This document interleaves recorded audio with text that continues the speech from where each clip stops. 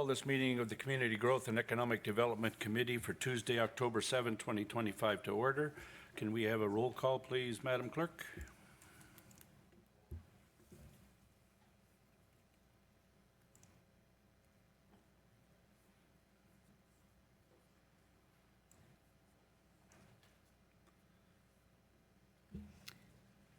Councillor Shahid, are you able to mark that you're present? Thank you.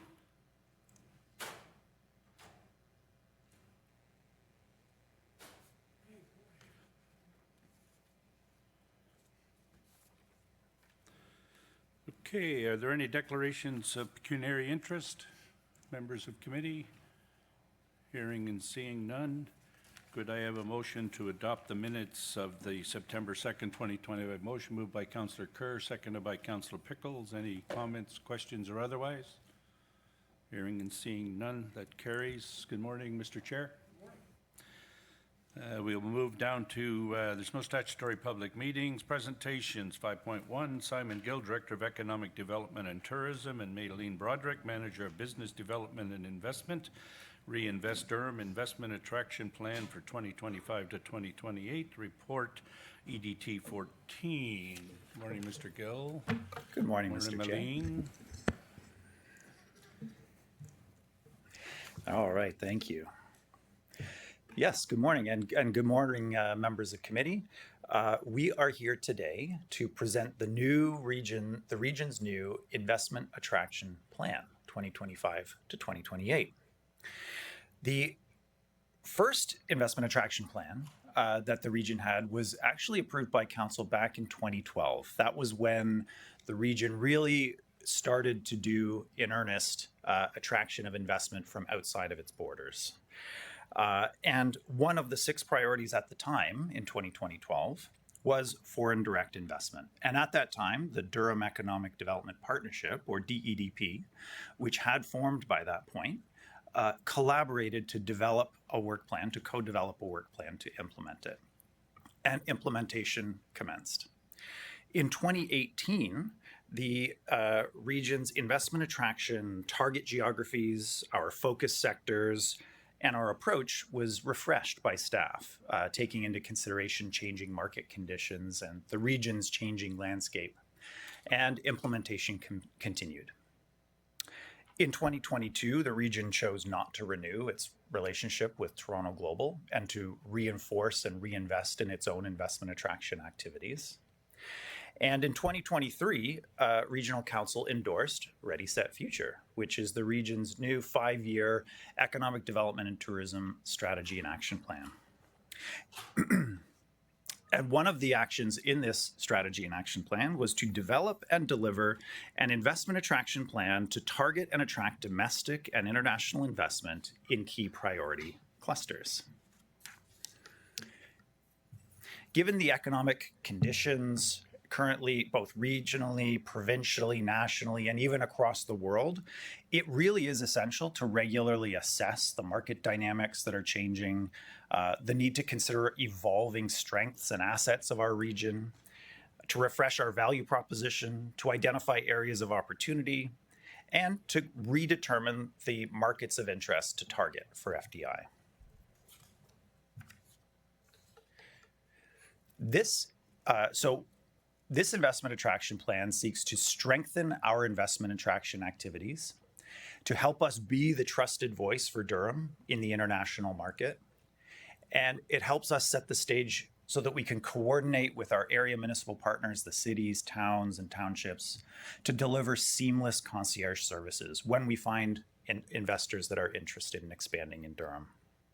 And our investment attraction plan covers 4 years, and it was conducted through 6 phases. My colleague Maylene is going to go over those 6 phases and the outcomes of this exercise and take committee through the investment attraction plan itself. Maylene?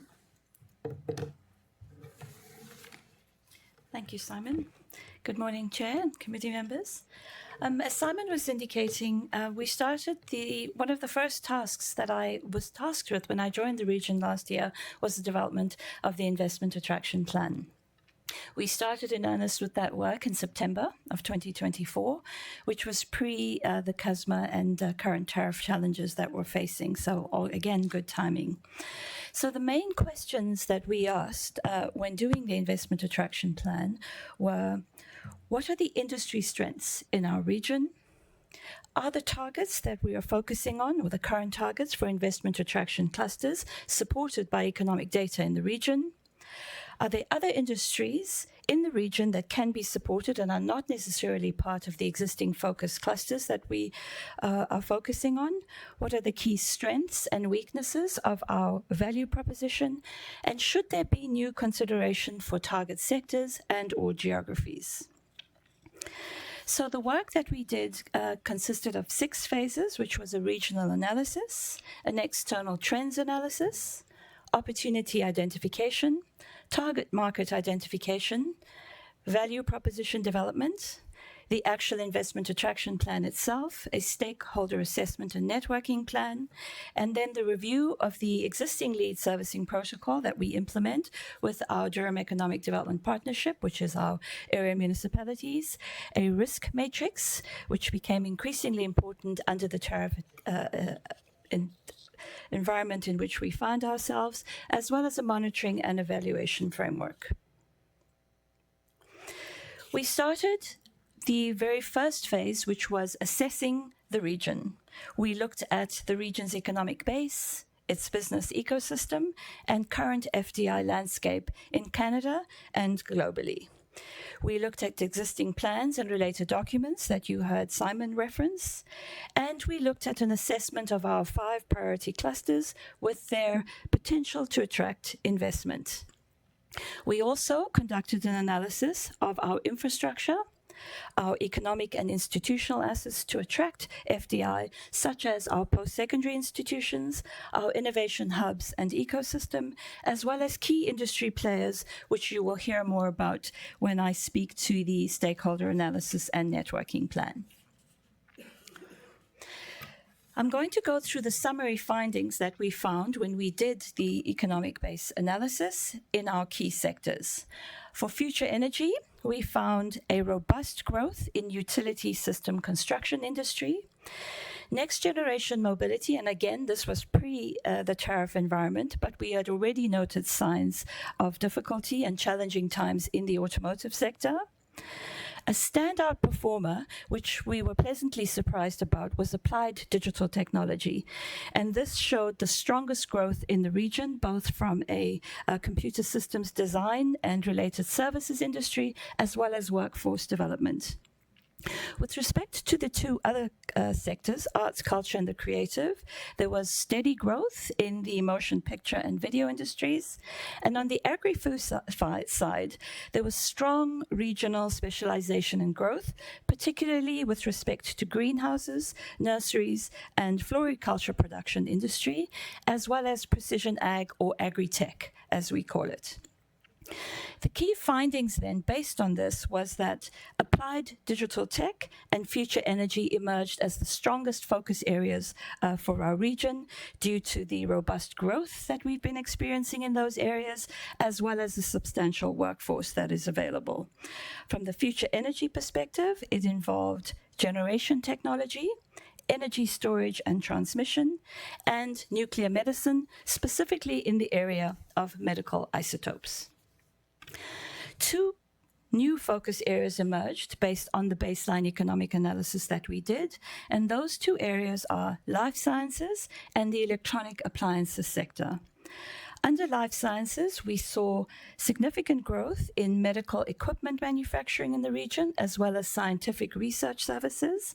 And under the electronic side, we saw particularly strong regional specialization and growth potential emerging in areas such as semiconductor manufacturing, as well as the ability to attract high-tech companies and support advanced manufacturing or automation ability in the region. The key insights then are Durham can position itself as an attractive hub for biotech and pharmaceutical companies by fostering an innovation-friendly environment and supporting research initiatives. We can do this by leveraging our academic partnerships and work in a more collaborative fashion with them and enhance our research capabilities. And by doing that, we can promote both life sciences ecosystems and create synergies with existing local companies, and then attract investors in this sector. The next phase we looked at was the impact of external trends and how they are impacting on FDI globally. This was done using a PESTLE methodology, where we looked at political considerations, economic, social, technological, legal, and environmental considerations. A lot of the investment we look at is from the European countries, and for them, sustainability is a very key factor. The next phase we looked at was business targets assessment. So we assessed our current business targeting, our sector opportunity assessments, as well as sub-sector opportunities. We looked at investment incentives that are available both at a provincial level as well as federally. And then we also did some analysis on global best practices, where FDI is doing very well globally. So in terms of our sector focus, as I earlier indicated, from an investment attraction perspective, the data show that we should be focusing on future energy and applied digital technology, pivot slightly under the next generation mobility, and we're not quite ready from an agri-food perspective or arts culture without developing a detailed value proposition, which is currently underway. So from a future energy perspective, it would be off-grid generation projects, energy storage, clean energy generation, and energy efficiency and smart technologies. From a digital technology, cloud computing, which means huge power and water needs, AI, for which we already have a strong presence, a very strong presence in fintech and insurtech already exists in the Durham region, cybersecurity, and a lot of our businesses are undergoing automation as we speak, and that presents other opportunities. From a next generation mobility or automotive sector, it would be in the areas of electric vehicle testing technologies, autonomous vehicles, you know we have ACE, as well as e-scooters and e-bikes. Life sciences, I earlier alluded to, pharmaceutical and medical manufacturing, nuclear medicine, specifically isotopes, digital health, and medical devices technology. And I've spoken to already the electronic side. Part of the external analysis was we asked the consultant to look at global best practices where inward investment attraction was doing very, very well. The 4 key markets they focused for us were Frankfurt, Germany, Lisbon, Portugal, Manchester in the United Kingdom, and Gothenburg, Sweden. Domestically, we selected Niagara, Ontario, and the consultants selected St. Albert, Alberta, which has similar geographies and focus areas to ourselves. The slide that I've indicated up there, we have for all of the markets, and I've selected to share with the committee the Frankfurt slide, because this was the standout performer as far as attracting international investment. Between 2014 and 2024, Frankfurt attracted 161 inward investment projects at an estimated value of 5.7 billion Canadian dollars. The slide will show headings and colored boxes under the regional ecosystem. That was a key driver, and you see there were 20 mentions as to why those projects chose the Frankfurt market. And under the regional ecosystem, its proximity to market and customer, and the propensity for the domestic market to continue to experience growth as a result of that investment being located there. Second would be, a joint second would be infrastructure that supports inward investment, specialization or industry clusters, which is supply chain. So is your supply chain supporting the investment you want to locate there? The business environment, is it enabling to support that investment? And lastly, area specialization. So, is that region known for that? On an aggregate level, then, the key drivers then would be regional ecosystem, specialization or industry cluster, supply chains, how strong are the supply chains, labor and talent availability, the enabling business environment, infrastructure to support it, and to some extent, incentives and support. The last one, incentives and support, is quite difficult to monitor globally because countries really kind of report if incentives are the main reasons why investors choose to focus in that market.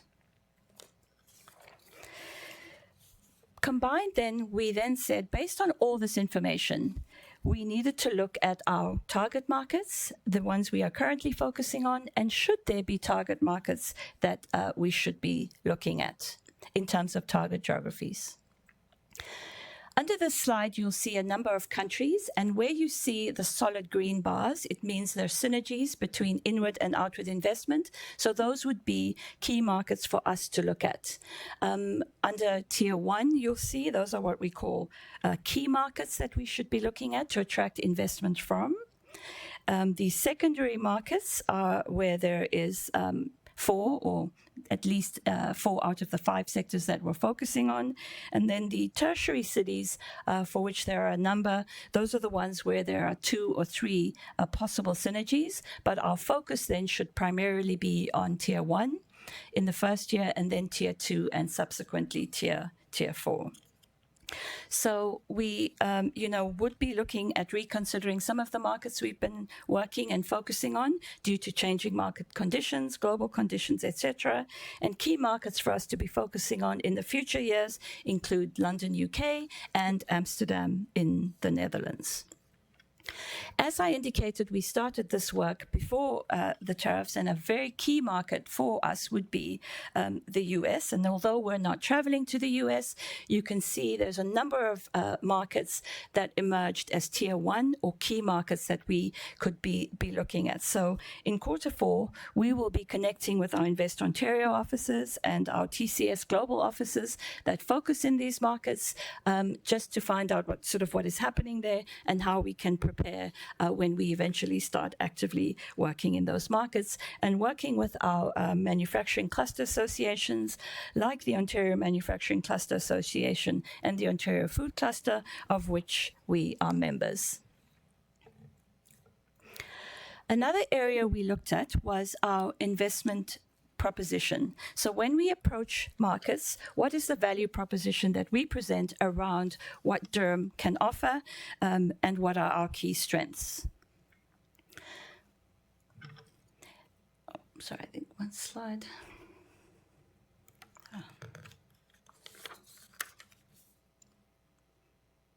Okay.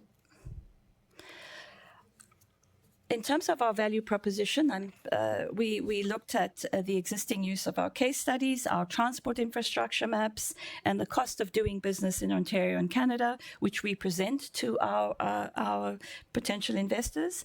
And there were some recommendations that we are in the process of implementing to support enhancing our value proposition.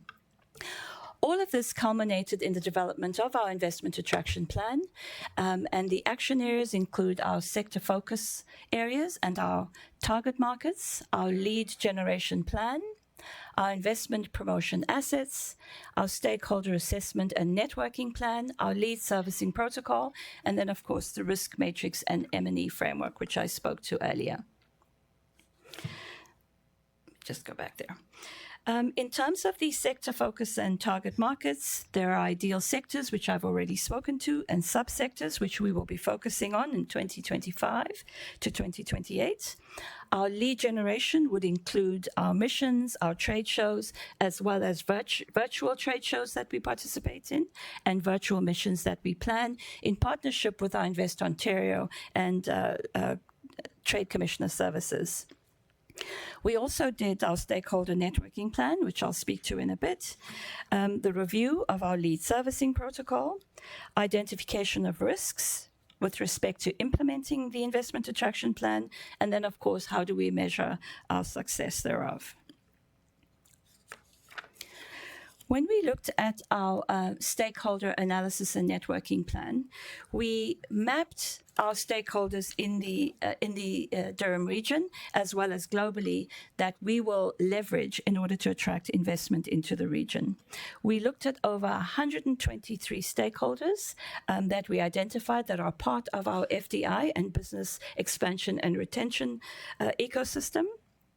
And these were grouped into various categories that you see up there. So a key stakeholder has high influence and high interest for us.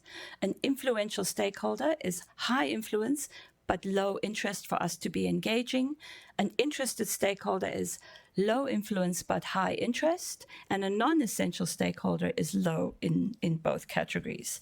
So, for example, a key stakeholder would be municipalities, our investment promotion agencies such as Invest Ontario, and of course our TCS offices, provincial government departments that we work closely with like MedCat, our federal government departments, local chambers of commerce and boards of trade, sector development partners, academic institutions, international chambers of commerce and business, and entities such as HOPA.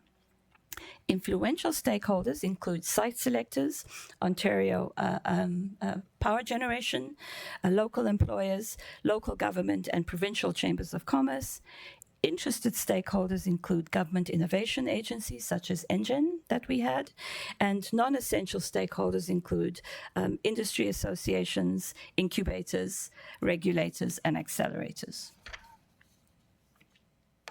From a risk matrix perspective, we have slides like this for each of our sectors and subsectors. So for the EV industry, for example, there is a risk. There's details around that risk being analyzed, and then it shows you the likelihood of something to happen, the impact that it would have, and then the overall risk. So demand for EVs drop in Canada due to policy changes in both the US and Canada. The likelihood for that to happen is high, the impact would be medium, and the overall risk is deemed medium, and so on. So it goes through that for all of our various sectors. From an M&E perspective, we work very closely with all our area municipalities. So how do we track what we're doing? The framework provides a guideline for how to monitor our achievements and outlines prospective key performance indicators, monitoring frequency, the teams that should be responsible and where responsibility starts, or recommendations rather, as to where responsibilities should be. And under this is the lead servicing protocol, which we implement with our DEDP partners. And the recommendation there was that we should ensure that we implement a consistent methodology understood by all partners and be very clear around activities respecting the investment attraction process. In conclusion, now that all this work is done, we have the investment attraction plan, and we will be focusing on Tier 1 and Tier 2 markets that I indicated where you saw the green and the red blocks in terms of our mission planning.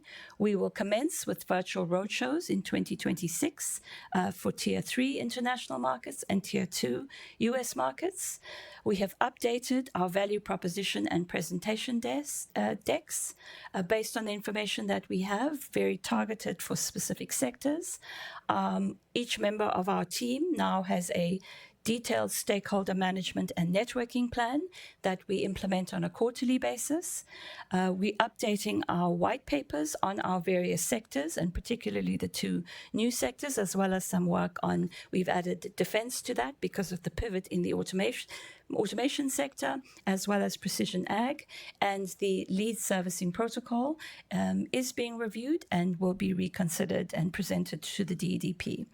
The investment attraction plan was presented to our DEDP partners as well, and hence we are bringing it here this morning, Chair.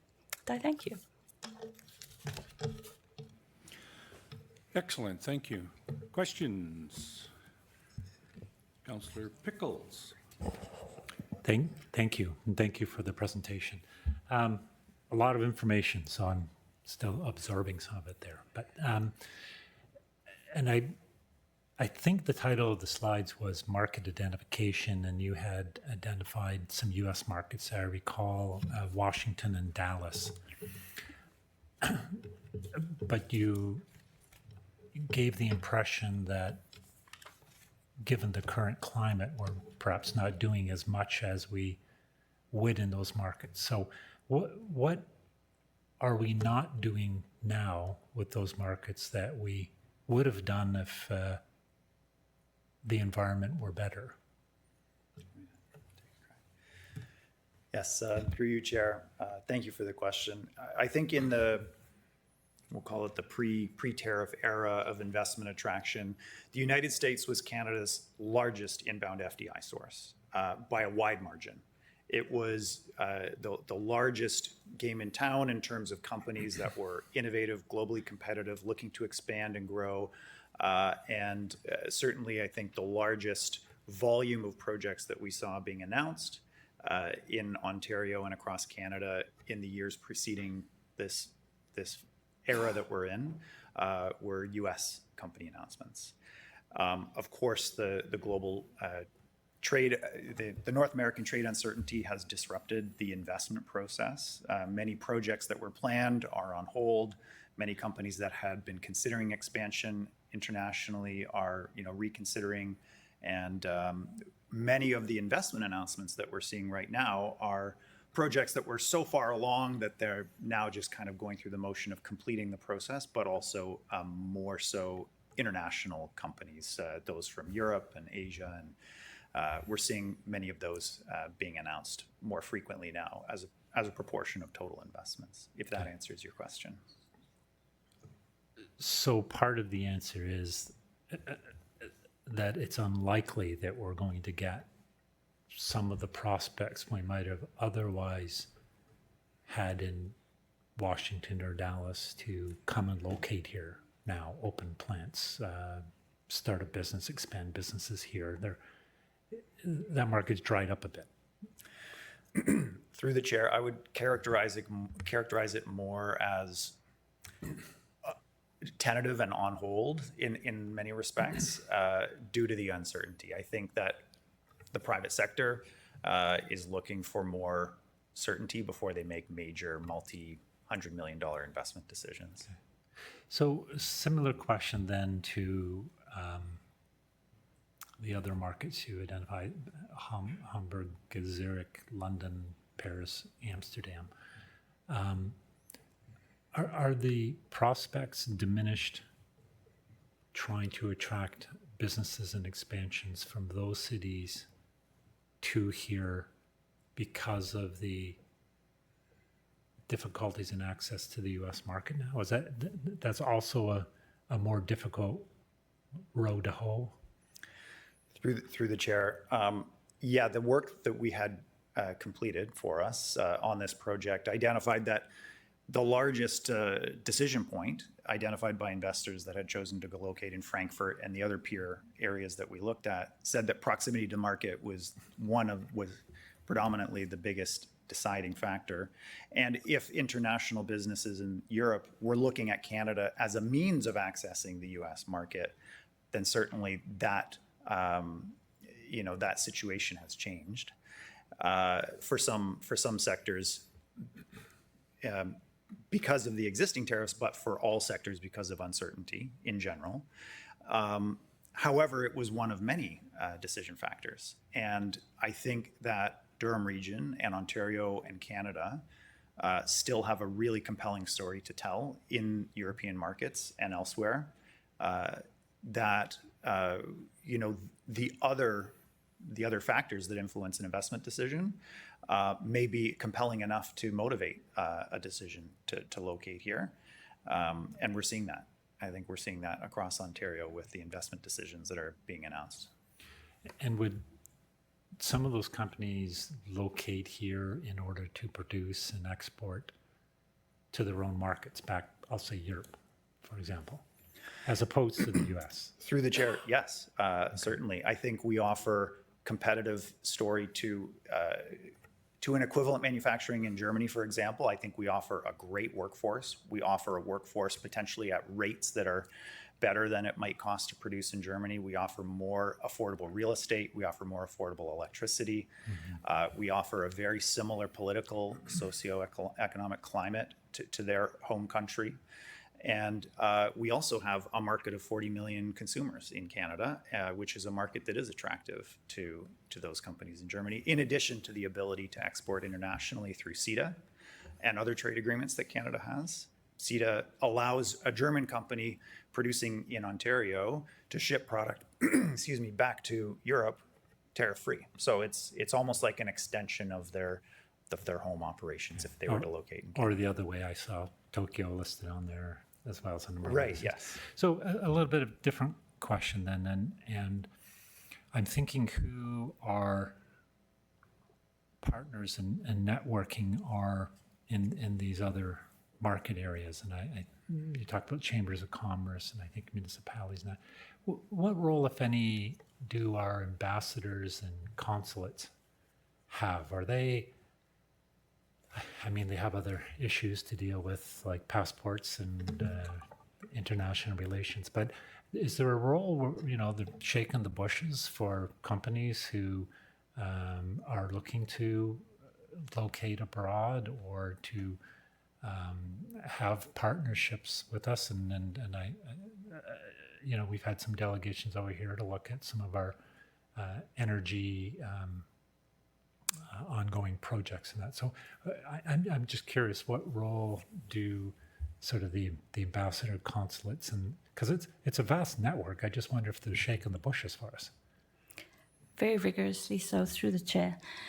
Absolutely, we work very closely with what I refer to as TCS, which is our Trade Commissioner Services, and Invest Ontario has Trade Commissioner Services predominantly in the US market, so we work very, very closely with them. We attend roadshows. For example, in November, we'll be in the UK and Switzerland, as well as attending WNE. The World Nuclear Expo in Paris, you know, with MedCat as part of the Ontario Pavilion.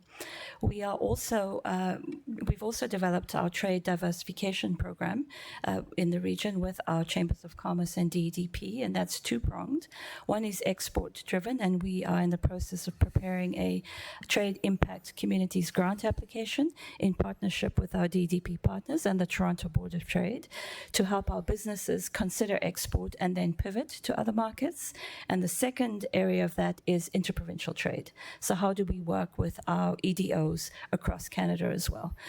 So while, you know, we have the challenges around the tariffs, we are trying to gear our markets to pivot and look at other opportunities. But we work very, very closely with both Invest Ontario and Global Affairs Canada, TCS Trade Commissioner Services.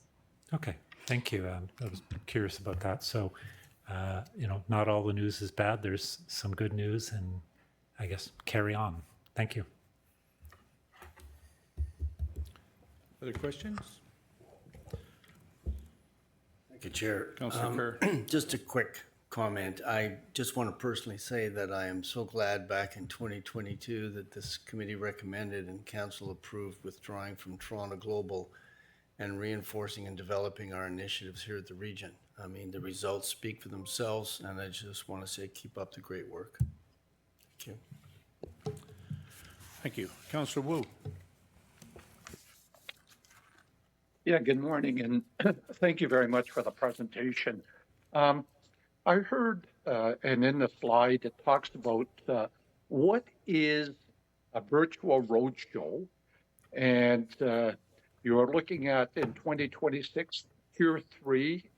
I guess that's international, and that would be the Tier 2, was it Paris, Munich, Tokyo, Zurich, Barcelona, and the Tier 3 would be Seoul and Madrid. Yeah, what is this virtual roadshow? Through the chair, what we do is we work very closely with TCS, which is Global Affairs Canada, our Trade Commissioner Services, and they set up potential investors who are interested in considering Canada, Ontario, and then Durham region. So instead of us being in that market in the country, we set it up virtually. So whether it's Teams or Zoom or whatever it is, and then we present to them and they engage us as well as our partners. So pre the roadshow, we would identify which companies have potential interest, and then we would have a OPG representative with us or an Ontario Tech representative with us in the call. So it's as if a mini Hanover Messe but online. Right.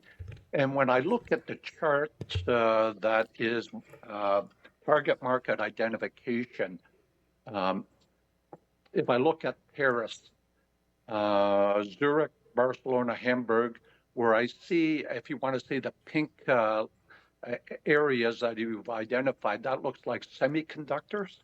Am I right in saying that? You want to look at those for the areas of semiconductors? Through the chair, where you see the pink or red, it means that opportunity doesn't exist in that market.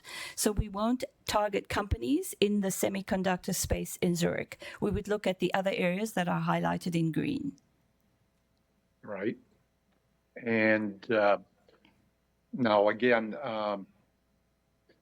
now one that you mentioned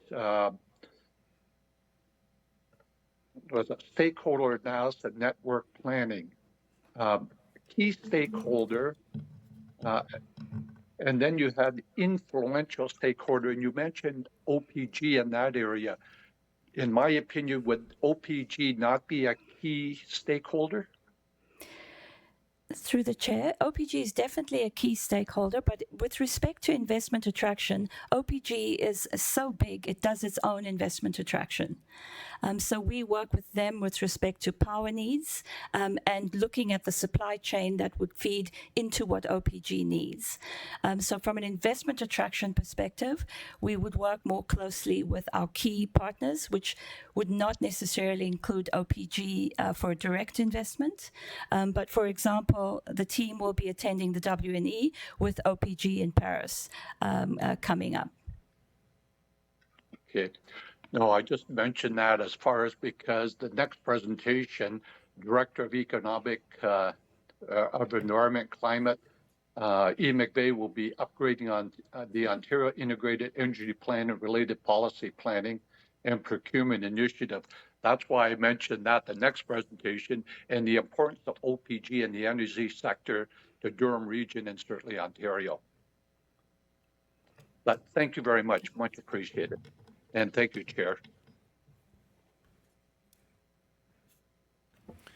So thank you.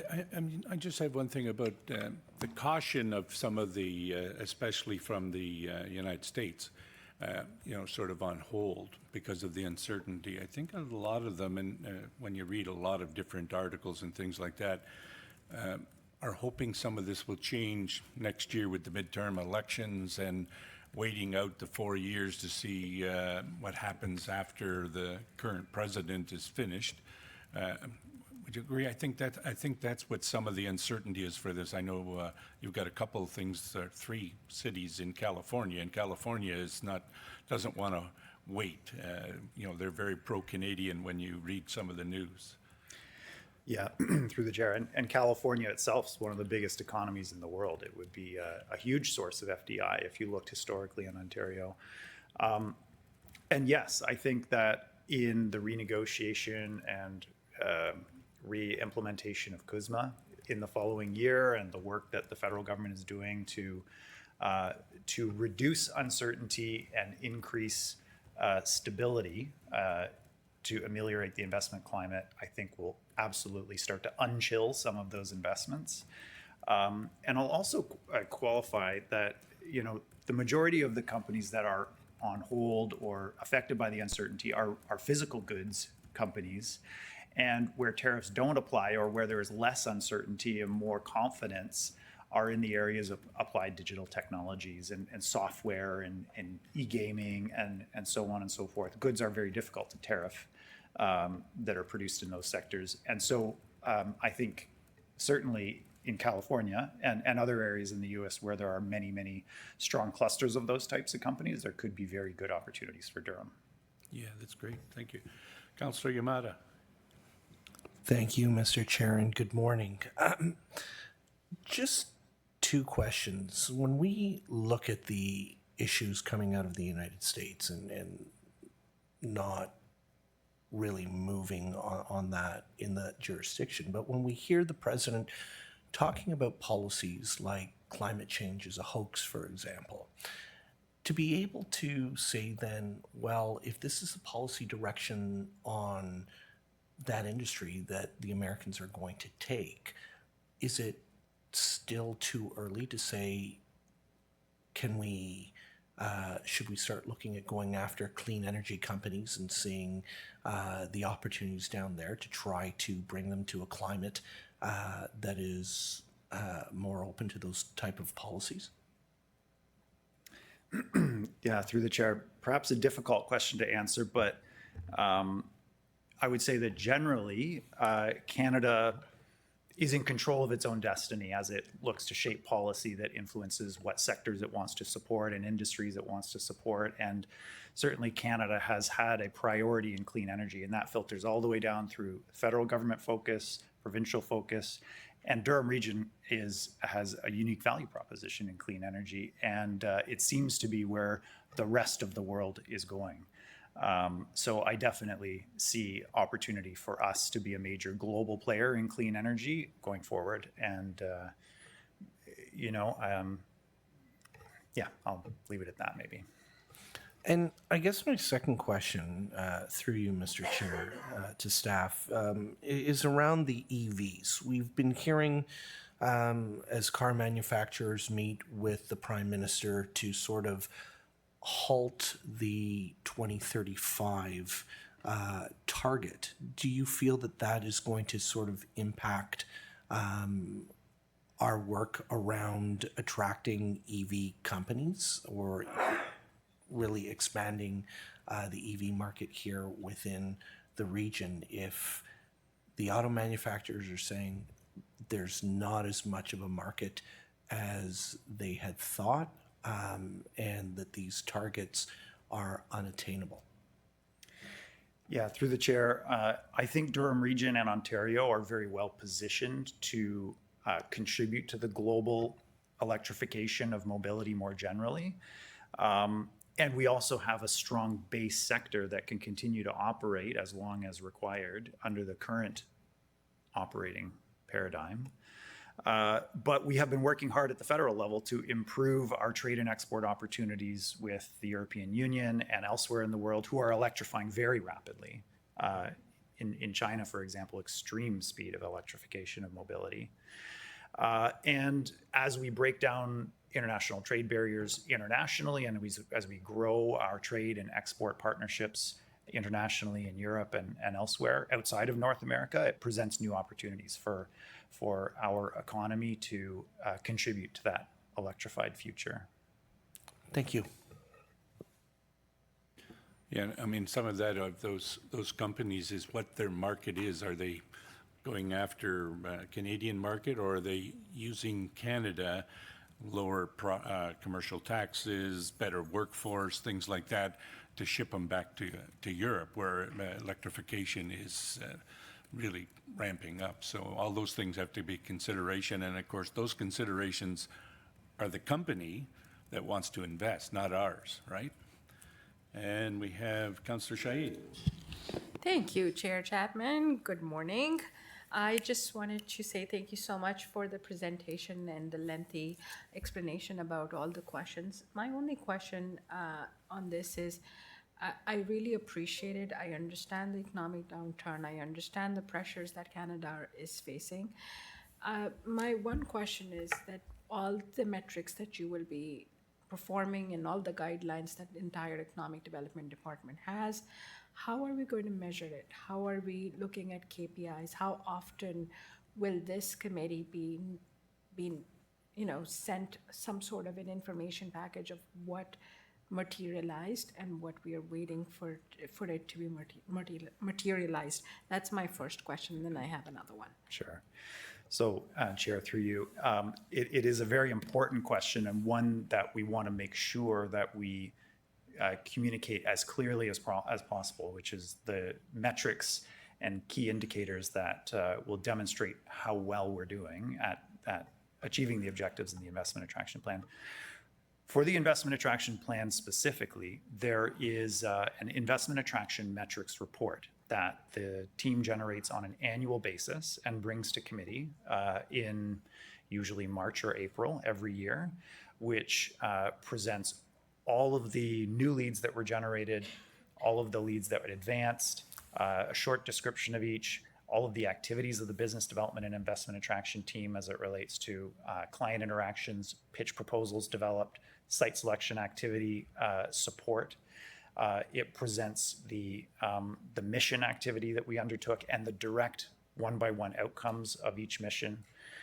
It talks about the investments that took place in the region, both those that where our business development and investment team acted in a leading role, those where we acted in a supporting role, and even more generally, it highlights 5 or 6 key investments in each of our 8 area municipalities that were meaningful and significant, and may, in some way, were as a result of our investment promotion activity or the DEDP's investment promotion activity.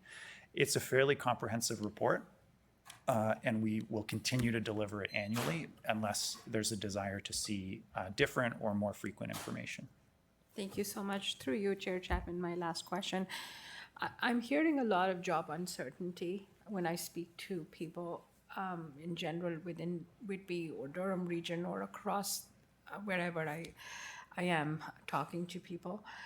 I'm wondering, whatever we do here within the economic development departments, how are we pushing more jobs? How are we pushing targeted towards making sure the residents know that the real effort is towards that as well? Yes, thank you. And interestingly, the overarching objective of Ready, Set, Future, which is our comprehensive economic development and tourism strategy, is median household income and the overall economic prosperity of our residents. The whole strategy comes back to its core at that fundamental objective.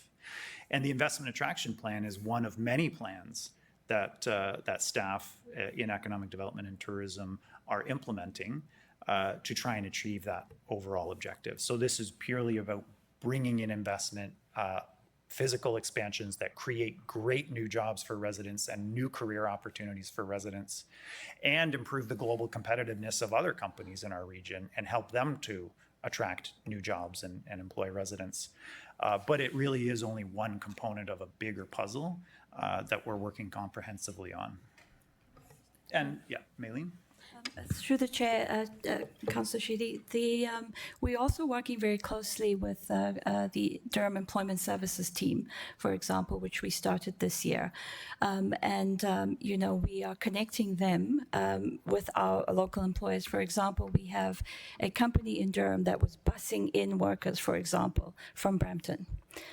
Because they didn't know that, that we have such services as the Durham Employment Services. So we're working with our DDP and Chambers of Commerce and Boards of Trade to share the information about our Durham Employment Services and how they can assist with respect to the impact around, the GM layoffs, etc., that are coming. So we work very closely within our ecosystem to reinforce keeping jobs here and creating job opportunities for our local, leveraging our ecosystem. Thank you so much, Chair Chapman. Just permission for leniency for 2 more questions. Thank you. I appreciate it. Ask as many as I can. Oh, wow. I'm lucky today. That's awesome. So just with the fact that Canada is going through something that is brought by the person on south of us, there are other countries who are going through the same things. Are we communicating in some way or watching what they're doing in order to supplement everything else that needs to go to help their economic issues and concerns that are brought by other country? Thank you, Chair. We work very closely with international chambers and boards of trade as well.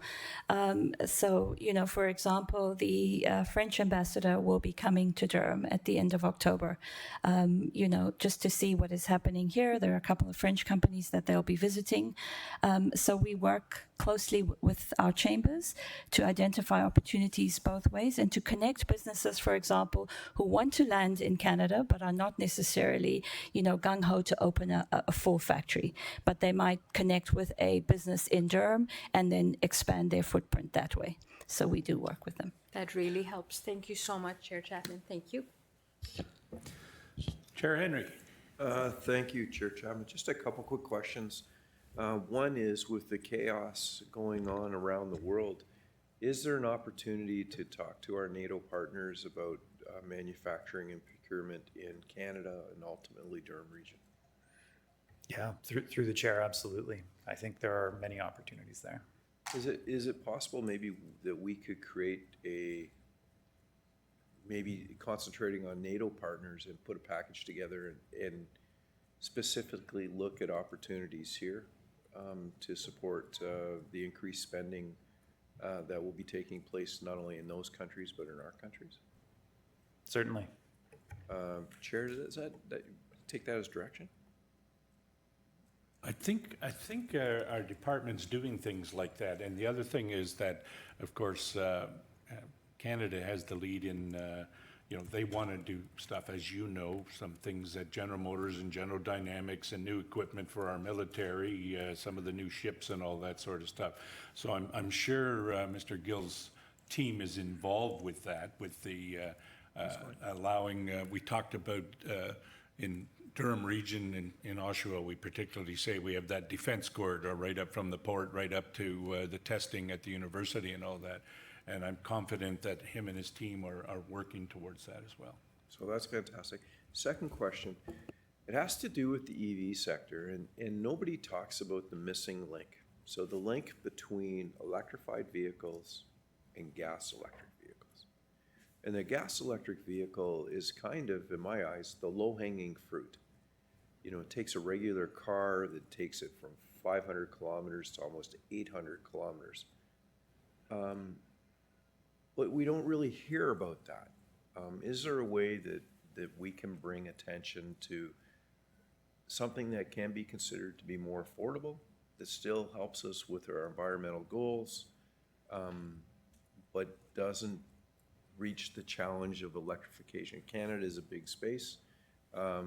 Even the region of Durham would be difficult to find charging stations in places where people would want to live. So I'm just wondering your thoughts.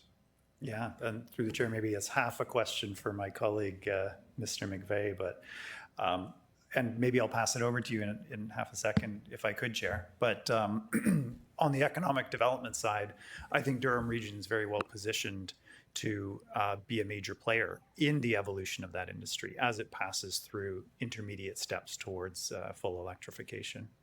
Ian, do you have anything to jump in with?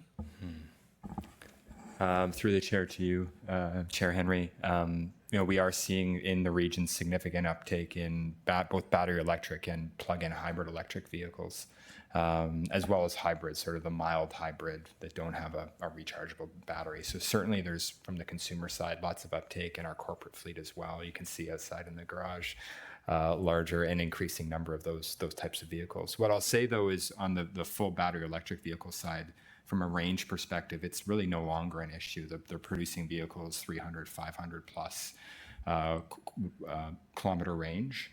And so, even if the lack of sort of public charging within the region, or this, wouldn't say the lack of, but in spite of there maybe not being a full network, there is certainly an ability for someone on a regular commute to get to and from even as far as Brampton and back, or Barrie and back, within a single charge. So that's, I think, what you're pointing to is the cost issues, the upfront cost of a full battery electric vehicle, especially with the elimination of the upfront purchase subsidies. I know there's lots of conversations happening around at the federal level around what might come in place of that, and even conversations about the tariffs we have on Chinese made electric vehicles, which I think are coming in even well below $30,000.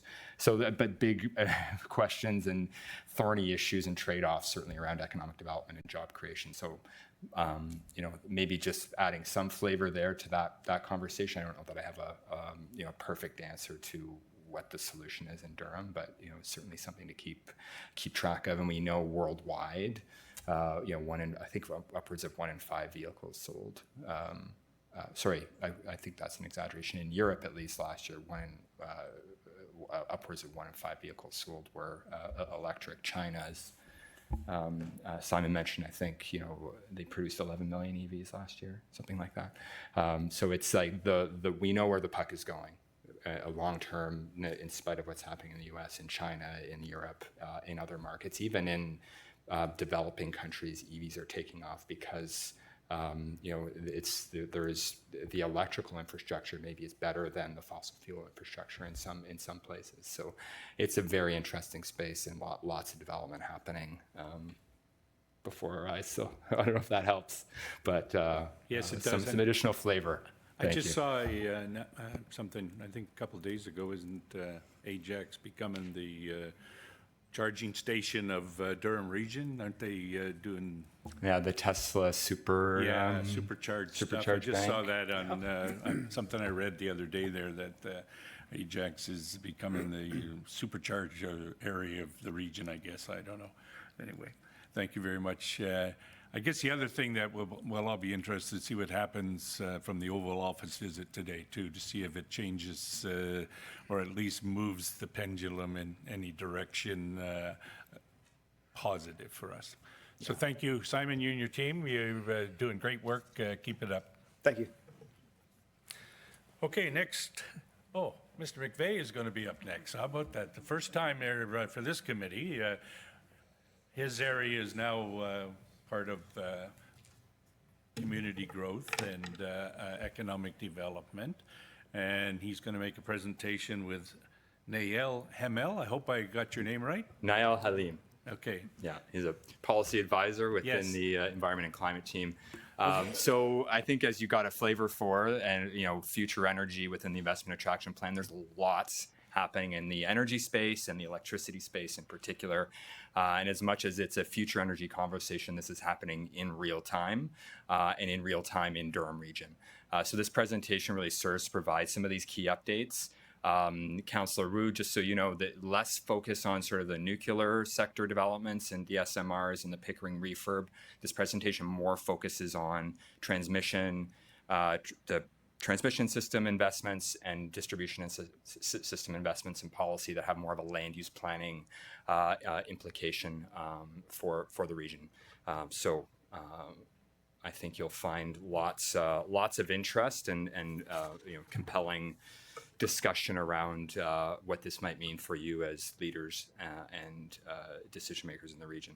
So as it's been alluded to, the province did release an integrated energy plan earlier this year that for the first time, it is really the first what we call integrated plan in that it looks at not just electricity, but also natural gas, hydrogen, storage, other sources. There's been a running joke in this sector for a long time where we had long-term energy plans and a Ministry of Energy that were really just focused on electricity, which is, as we all know, a fairly small slice of energy demand.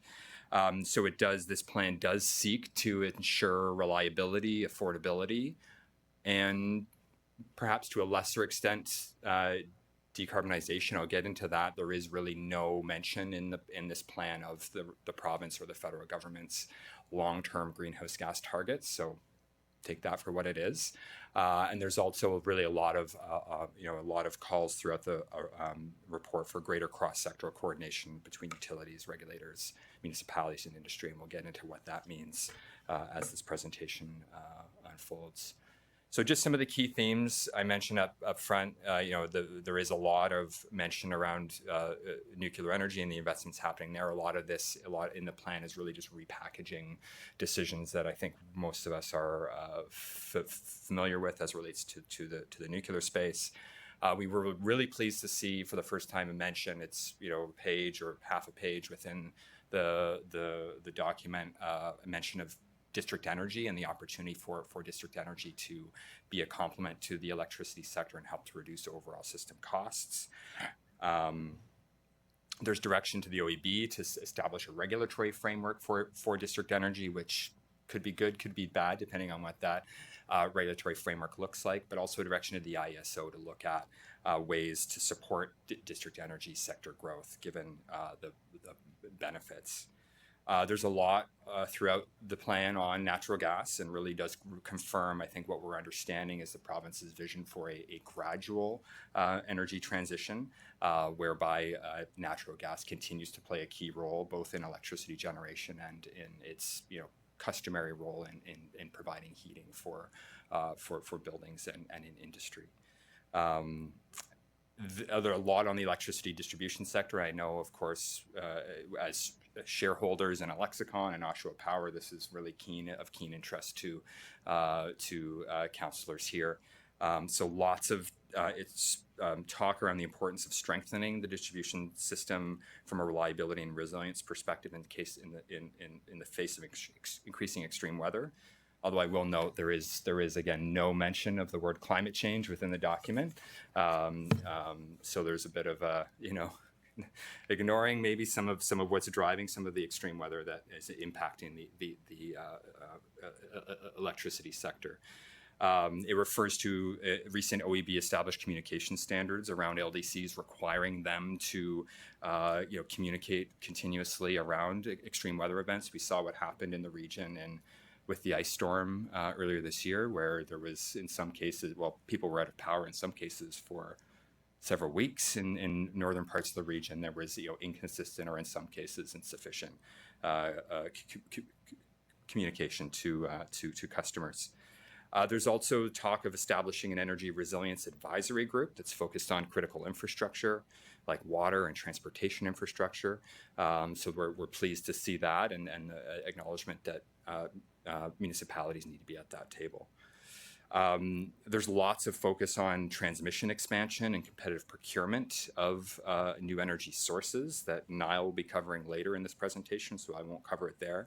But in both of those cases and elsewhere in the plan, there's lots of talk around Indigenous partnerships and the need or the importance of bringing Indigenous investment partnerships to the table for new infrastructure projects. Finally, while not on this slide, it also speaks to the importance of municipal involvement in energy planning processes, and we'll get into that when we talk about the GTA East plan next. But there's reference to a housing electricity growth forum to bring together municipalities, utilities, developers to identify bottlenecks, coordinate service delivery. Again, we've seen this in the region in North Whitby, Brooklyn, where there was insufficient supply, and you know, really that posed a hindrance to the bringing on of new housing development. So again, happy to see that coming forward and the acknowledgement of the need for municipalities being at the table. So moving into some of the sort of more, you know, moving from the high level plan into some of the initiatives that are happening on the region on the ground right now. There is the GTA East Regional Electricity System Planning process that is underway, the third cycle underway now. You know, GTA East is one of 21 planning regions across Ontario. We're next to Toronto, for example, the Toronto region that's happening now as well. And so this planning region covers Pickering out to Oshawa, a little bit of Clarington, let's say half of Clarington, and the southern part of Scugog and Uxbridge. So there's certain areas that aren't included, but you know, overall it's the bulk of the region. I mentioned this is the third cycle of planning. The first one in 2016 led to the recommendation of a new municipal transformer station in Seaton to serve development there. That was delivered and is owned by Alexicon. The second cycle in 2019 actually did not identify regional needs requiring coordination. It was more of a business as usual plan of refurbishment of existing assets. In retrospect, maybe there could have been an identification of needs given what we saw play out, again, in places like North Whitby where there wasn't sufficient supply. And then third cycle underway now, when they have identified the need for a more robust, in-depth what they call IRRP, Integrated Regional Resource Plan, that has kicked off. So I'll talk a bit more about the context for why that more in-depth plan is needed now, and it really covers a lot of the talk that's happened through Simon and Maylene's presentation previously. We've got the context of rising population growth, increasing electrification. Durham region actually is seeing some of the highest rates of EV uptake in the GTHA relative to other parts of the region, at least according to the most recent data that we have covering 2023. Heat pump uptake is happening. We've got new data centers that are driving new data centers, both planned and maybe some form of site scouting, let's say, across Durham and Ontario. But overall, through the IESO, they're seeing demand in the GTA East projected to double within the next 15 to 20 years, which is actually a lot higher than the province as a whole. So that, coupled with the reality of aging infrastructure, both on the generation side, nuclear refurbishments, but also aging assets in terms of the transmission assets, like the transformer stations that serve our distribution systems. So there's a lot of need both on the supply and the demand side. And of course, the context of rising greenhouse gas emissions as we continue to come out of the pandemic, there's been a rebound. And as we look at the population growth, we know that natural gas is really a large source of GHG emissions in the region. And if we don't make the investments to bolster our electricity infrastructure at all levels, generation, transmission, and distribution, we're moving much further away from being able to meet our own targets.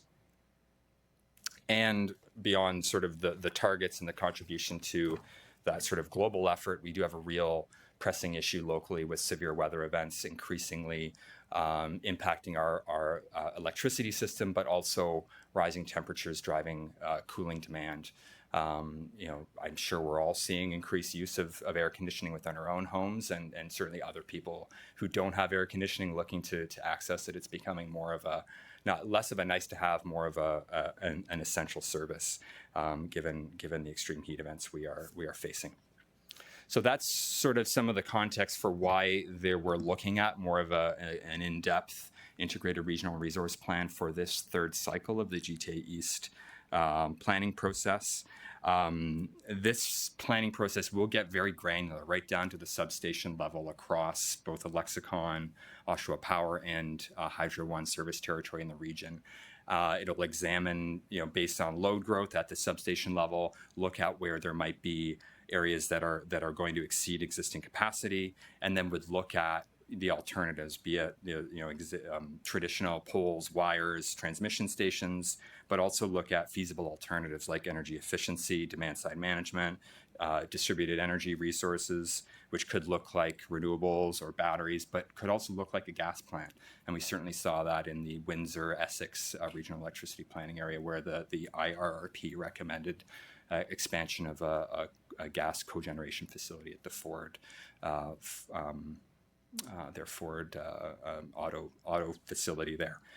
So there's, that's something to be aware of. In Toronto, the Toronto IRRP, they looked at whether the Portlands Energy Centre, the 550 megawatt gas plant on the Portlands, would need to be continued in service beyond its current 2035 end date. They determined it doesn't, partly because they're bringing in new supply from Darlington, which Niall will get into. But certainly there's some political give and take around even things like battery storage and renewables, like we've seen, but also certainly with gas plants. We know some of the political history in Ontario of gas plant siting, let's say.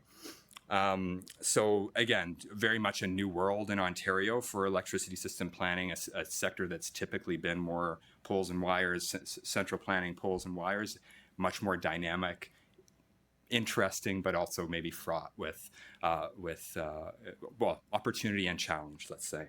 So we are at the table, the regional staff are at the table in the IRP process, as well as staff from the local area municipalities and our local distribution company partners.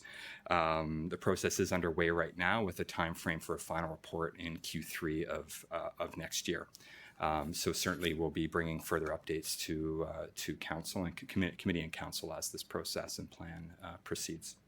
And certainly there's lots that we can point to underway. This isn't just a planning exercise that's happening in isolation. We know, of course, our local municipalities are working with our LDCs to support investments to strengthen the grid. Some of our programs, Durham Greener Homes, Durham Greener Buildings, are helping on the demand side with reinforcing demand side management.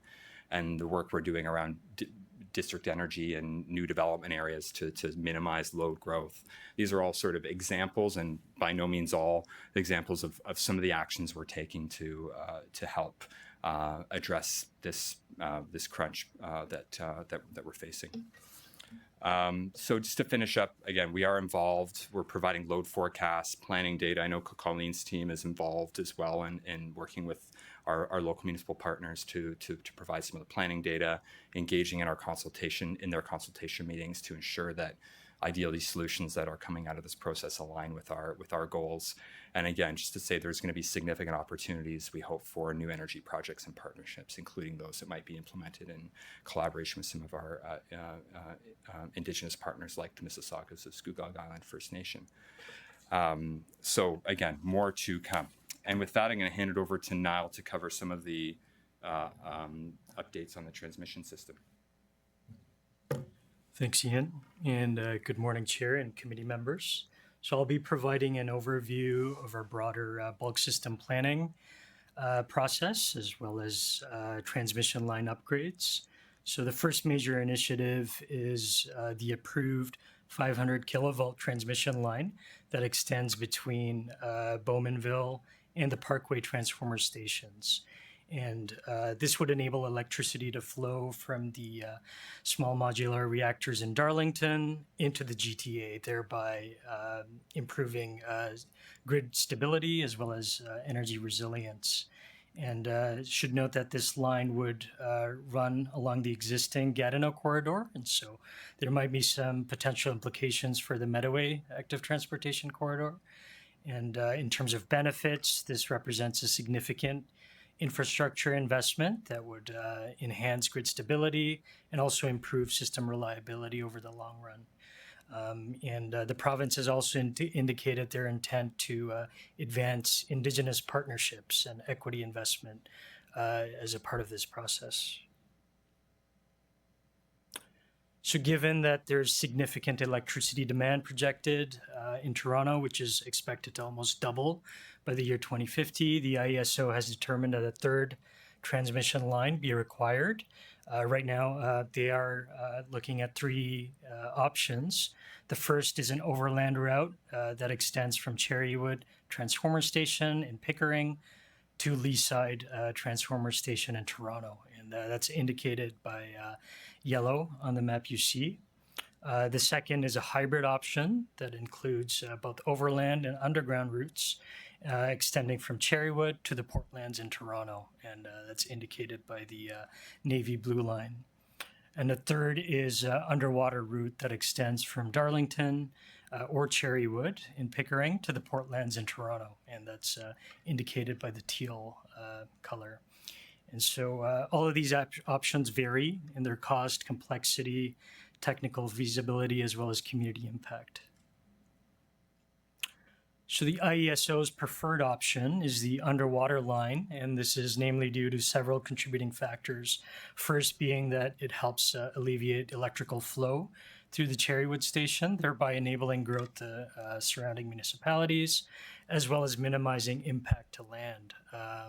And it also helps diversify supply options and enhances grid resilience, especially with extreme weather events. Should note that it is the highest cost at $1.5 billion, but this is namely due to the factors that I mentioned and the long-term system reliability benefits. And once final approvals are in place, construction and commissioning is expected to take somewhere between 7 to 10 years. So parallel to this process, the IESO has also launched its second long-term procurement, otherwise known as the LT2 process. And this is essentially a process to secure, or rather procure, 6,000 megawatts of additional capacity from various technologies such as battery storage, renewables, to name a few. And these contracts are designed around 20-year terms, and they're expected to bring in new resources online starting from 2030 onwards. And the goal here is to maintain grid reliability and flexibility, support economic growth, while also address increasing electricity demand, which is projected to increase by 75% by the year 2050. So in terms of timelines for the LT2 process, municipal engagement is happening or has already happened right now. And early outreach by proponents started from earlier this spring through the summer, where they've been reaching out to municipalities to have discussions around project siting. And formal proposal development is happening right now, with municipalities receiving support confirmations and letters from proponents. And proposal submissions for solar and wind projects are due October 16th, which is next week. And in December, proposals are due for battery storage applications. And once proponents are successful and awarded contracts from 2026 onward, they'll be returning back to municipalities to coordinate through their planning approvals process, so figuring out zoning, site plans, and permitting. So municipalities are quite critical to the success of the L22 process, and the timeline I mentioned before underscores the importance of early engagement, just to help ensure that municipalities are coordinating with developers to better ensure that local needs and priorities are met. And so they'll be responding to inquiries from proponents on project siting, as well as facilitating public dialogue through community engagement. And they can also leverage tools such as official plans and zoning policies. This is namely because this would help them influence project design, as well as ensure they're able to negotiate community benefits, such as job creation, procurement from local businesses, as well as infrastructure contributions. So as part of this process, we can expect increased outreach from developers and proponents. And this could range from various technologies, from battery storage, renewable energy generation, as well as in some cases natural gas, as my colleague Ian mentioned. And municipalities can prepare for this by reviewing local planning and zoning policies, helping to identify priority sites, coordinating internally with their departments to help streamline responses, and also referring to toolkits and resources developed by the IESO, the Association of Municipalities of Ontario, or AMO, and the Pembina Institute. So in closing, what we're seeing coming out of the province very much aligns with what we're doing. And going forward, we'll be working proactively with our area municipalities and stakeholders to ensure that local benefits are met and that we're trying to maximize them as much as possible. So that concludes our presentation. So we'll take any questions. Great. Thank you, Councillor Kerr. Thank you, Chair, and through you. Gentlemen, thank you for this morning. Just two areas of questioning for me. $1.5 billion to go underwater. So why the higher cost? What's the upside of doing, two-pronged question, the upside of doing this versus going across land? And why the high cost? And where's the labor involved? And what's the time completion versus the other? So I guess this may be a three-pronged question. So take those at any order that you like. I just want to understand why this is preferred and what the downside is. It seems faster, but go ahead, please. Sure. So through the chair to you, Councillor Kerr, and I will note it's $1.5 billion with a significant degree of uncertainty. It's what our works colleagues might call a Class D cost estimate, so plus or minus. Lots of plus or minus. Key benefits are that one, the disruption to land, so bringing a high capacity transmission corridor through to Toronto would require significant land disruption, potentially expropriation. It's not easy to bring those 500 kilovolt towers in. And so I think that's probably the main thing, the lack of disruption to both land and the urban communities. For the region, there's also the reality that Cherrywood transformer station that we mentioned is a significant pinch point for electricity. And it's a big reason why there's capacity constraints in the southern part of both Ajax and Pickering or around that station, is that there's just not enough flow through or capacity through that transmission station to serve load growth. And so a big advantage of not going through that station that's already somewhat of a choke point is that, you're creating an independent line that's really a direct connect from Darlington to the Portlands Energy Center, which is, you're right downtown at that point. So there's that, and being at an underwater route, significant resilience in the sense that you're not subject to heat. Extreme heat is a major impact. The line sag and the degradation of power that you get during extreme heat events on some of these high capacity lines is real. Also, ice storms, wind, et cetera. Theoretically, that underwater route is more resilient to those sorts of climate impacts. So I'm thinking that's some of the rationale that the IESO has gone through to sort of justify its recommendation. So what's the downside? I mean, all I'm hearing is upside right now. No land disruption, no expropriation, no weather change impacts. So what's the downside to going underwater? Cost.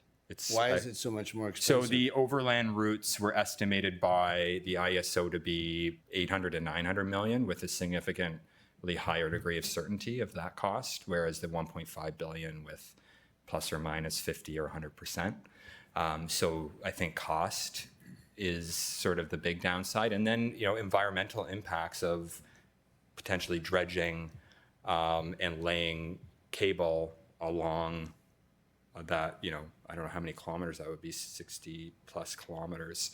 There's on what is a near shore coastal habitat for creatures. I think that would be another sort of downside from a biodiversity. So it would have to be close to shore, would it, or could they just lay the cable deeper further out? These are questions that at this point I do not. I mean, it will go through an environmental assessment process. The other thing about additional cost is it's further from Darlington to Toronto than Cherrywood as well, right? I mean, there's extra distance as well. Yeah.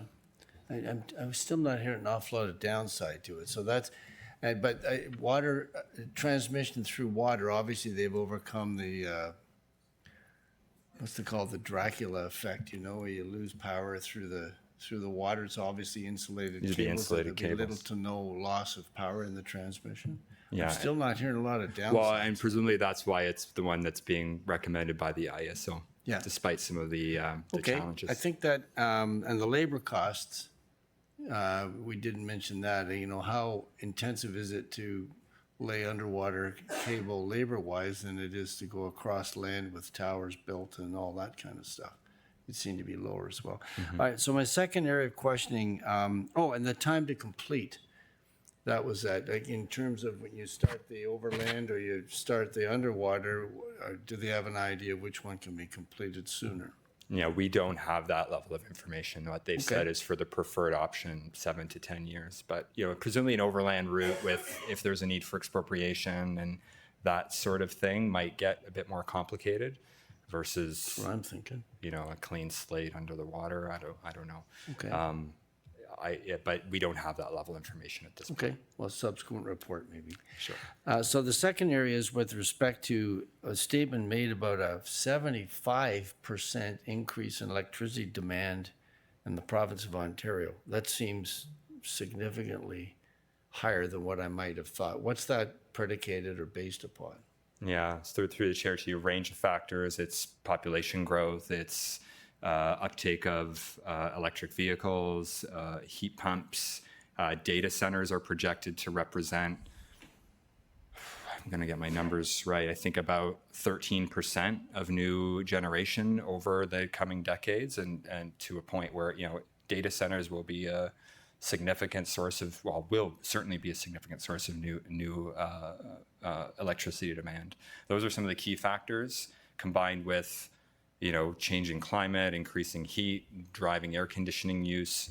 And those data centers, by the way, need to stay cool. So when it's 40 degrees for several weeks on end, they're running their chillers to stay cool as much as we are in our homes. So I think those are some of the key factors that we're looking at. So I would say maybe other countries are experiencing or projecting a similar kind of electronic or electricity usage as well. Yes. Thank you, Mr. Chair. And that sort of marries in what Mr. Gill's saying here. Companies come in here and influencers, part of the influencer would be the amount of hydro available for a company that needs a lot of electricity for whatever they're going to build, and maybe they can't get it in Europe at that stage. So, you know, it looks like it's good to come here and ship their products back to Europe. Say we are the energy generation capital of Canada. There you go. The world. We've got The that universe. Going. We've got The that world going for us, beyond. as well as a great economic development team. If I may, I mean, on the data centers piece, a lot of them are looking at Northern Ontario, Northern Quebec, cooler climate, less energy demand, but also potentially more capacity within those areas. The province does have a regulatory proposal out around how they might prioritize data center connections, because, you know, we're not going to be able to connect everyone that comes. So we're going to need to be picky and choosy around which ones bring the most economic development and job creation benefits. So there's, interesting developments in the data center space for sure. Hey, Rob. Great. Thanks very much.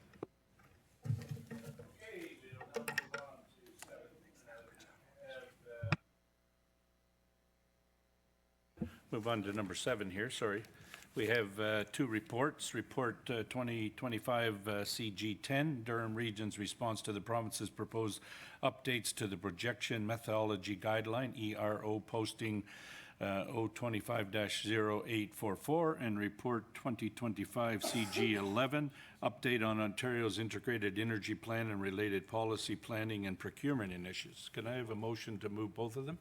Moved by Mayor Watton, seconded by Councillor Shaid. Does anybody want to pull any of those? Councillor Shaid? Chair Chapman, just pulling the first report. The methodology? Yes, please, thank you. Okay. Anything else? Then on the other report, all in favor? Opposed? That's carried. Okay, Councillor Shaid, you have questions?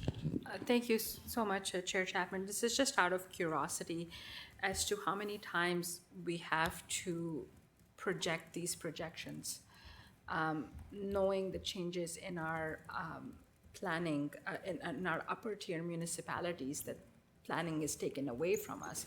How often are we asked by the province to do these? Director? Sure.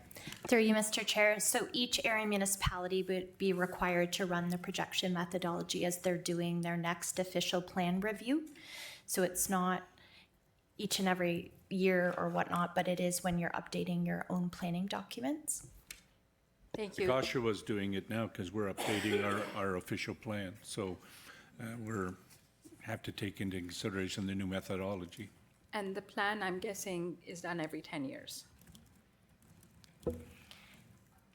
Through you, Mr. Chair. So the PPS requires at least every 10 years for a new official plan.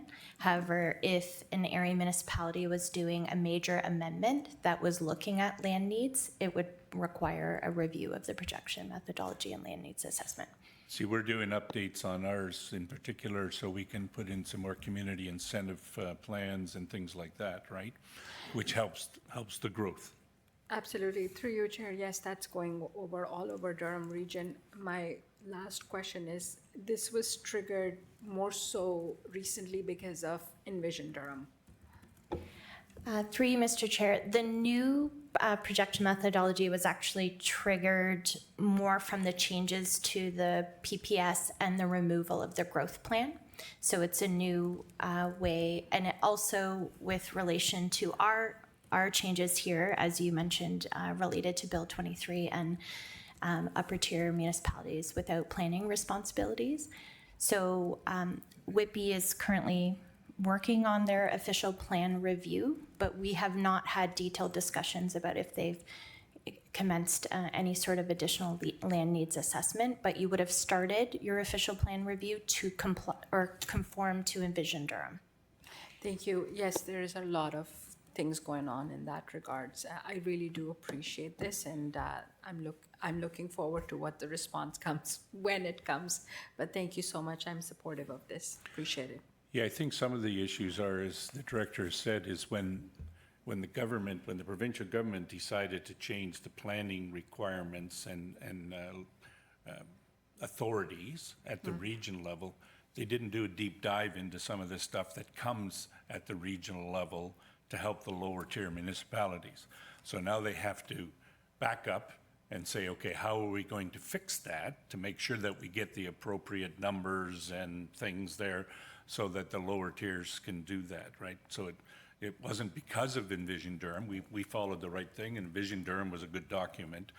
But I think, like we had in finance, we had the regional revitalization thing that sort of fell out for a little bit there because of the changes that the province made. So now the province is trying to play catch up, and unfortunately the comments are due before we have regional councils. Hence, we're going to approve the letter that the commissioner is going to send, and then if council wants to change anything, then they'll send another letter saying, oh, forget paragraph A and insert this one. Yes, I read that for the deadline of October 29th. So thank you so much. I appreciate it. Great, thank you. So all in favor? Opposed? That is carried.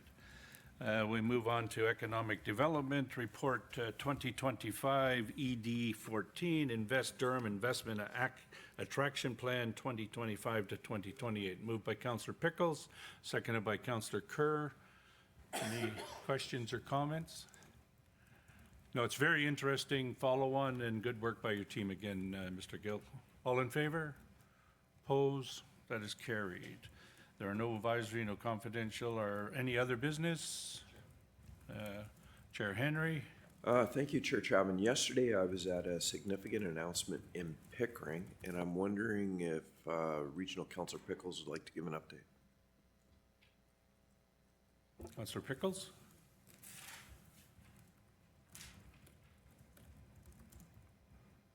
Hit your request. I thought you were going to do that for me. Okay, you're good.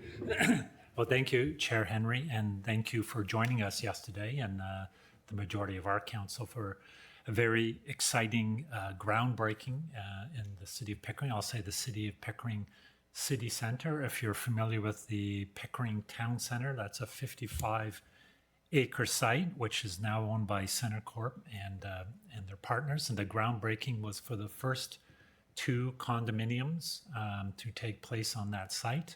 One being 40 stories, the other being 45 on a shared podium of 974 units and 753, I think, square meters of retail space. As well, if you remember the site, directly across from City Hall right now is a parking lot. That land has already been transferred, or much of that land has already been transferred to the city. There will be a new urban park, which we're presently finalizing the design for. But there will be a big hole there for a couple of years, both our park and the underground parking for the podium and the condominiums. But, envisioning over the entire site, we see office space, we see more retail, we see a revitalization of the mall, hopefully some institutional uses, and this is all in our city center and just a short walk over the pedestrian bridge to the Pickering GO station. So great news for the revitalization of the mall and our city center, and it was a very positive turnout. Work has already started, particularly on the site where the Sears used to be, is where the condominiums are being constructed. So thank you again, Chair Henry, and just a great announcement, not only for Pickering, but for the region. Thank you. And it'll become Pickles Park? That's got a ring to it. That's got a ring to it, Mr. Chair. Councillor Kerr? Oh, okay. I thought Chair Henry had his name listed there. You're okay. He tricked you. I just want to say that I remember having a conversation with the previous mayor of Pickering, Dave Ryan, and I told him what a fabulous addition to the region, but especially Pickering, was that beautiful, architecturally beautiful pedestrian bridge over the 401. And to me, that's started this whole jump up of development and prosperity in Pickering around the north and south side. And I just see great things happening for Pickering, and congratulations on this project. Thank you. And you know the supports on that were put on upside down, right? I have some other business to let you know that Veronica, our clerk, is leaving us for a year. She's actually a law clerk, and she's going to go and practice her trade, I guess. And she's going to go to the legal department and sort them out. Figures she's done enough work here and keeping us online. So we wish you well, Veronica, and well, yes. And our next meeting is Tuesday, November 4th, and I need a motion to adjourn. Councillor Kerr, seconded by Councillor Shaid. All in favor? Opposed? Carried. Thank you very much.